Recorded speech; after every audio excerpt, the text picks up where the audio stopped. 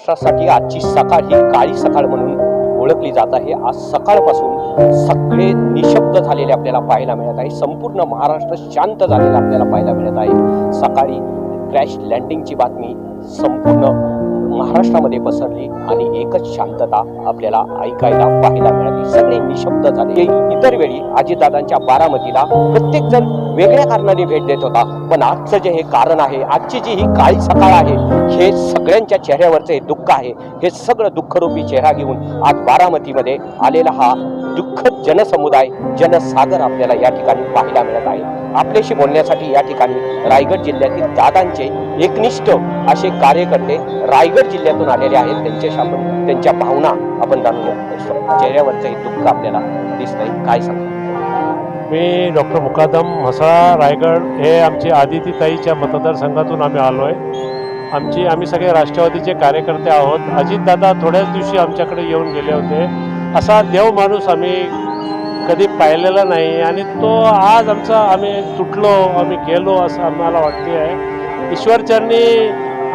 ईश्वरचरणी आमची अल्लाशी दुआ आहे की त्यांना आणि हे जे भारत आहे, महाराष्ट्र आहे, त्यांना नेहमी याद करत राहील आणि असा देवपुरुष होणं फार कठीण आहे।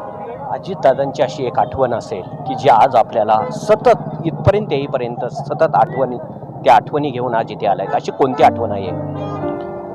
आज सकाळी जेव्हा आम्ही उठलो आणि एक महाराष्ट्रानं किंवा भारताच्या याच्यामध्ये इतिहासमध्ये एक अशी घटना झालेली आहे, त्या घटनाचा एवढं आज आम्हाला धक्का पोचलेला आहे।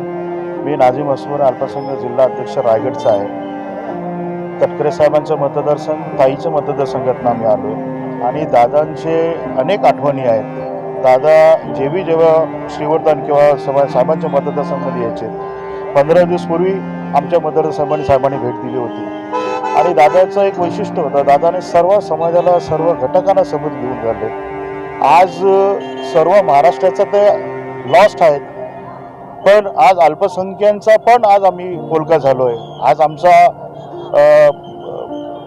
शिल्पेदार किंवा आमचे जे दादा आहेत, आम्हाला माहिती होतं दादा आमच्यासाठी, आमच्या समाजासाठी कधी पण उभा राहणारा एक व्यक्ती समाज होतं।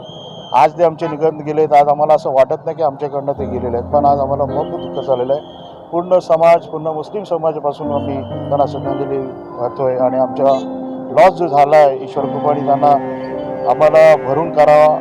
आज आम्ही एवढीच विनंती ईश्वर कृपा करतो की त्यांना चांगल्यात चांगला जनता फिरदौस अदा करतो। राजकारणातले दादा आपण अनुभवले नेहमीच, पण राजकारणाच्या बाहेरचे दादा आपल्याला कसे वाटले?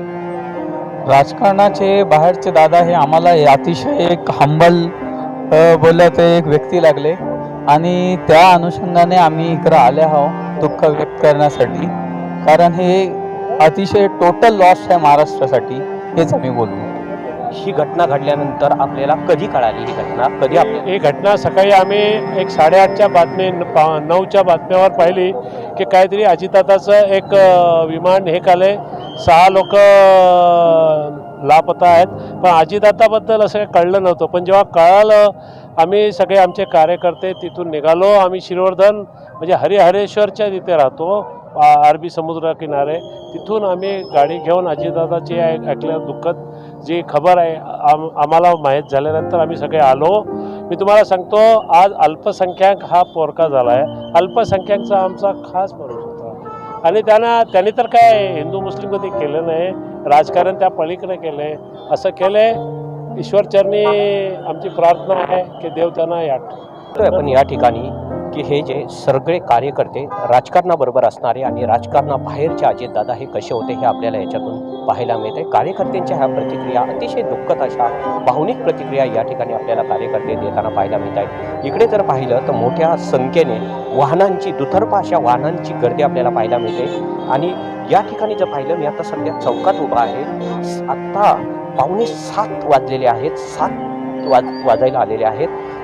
सकाळपासून जशी ही घटना घडली आणि लोकांपर्यंत पोहोचली तेव्हापासून या ठिकाणी अशाच पद्धतीने गर्दी लोकांची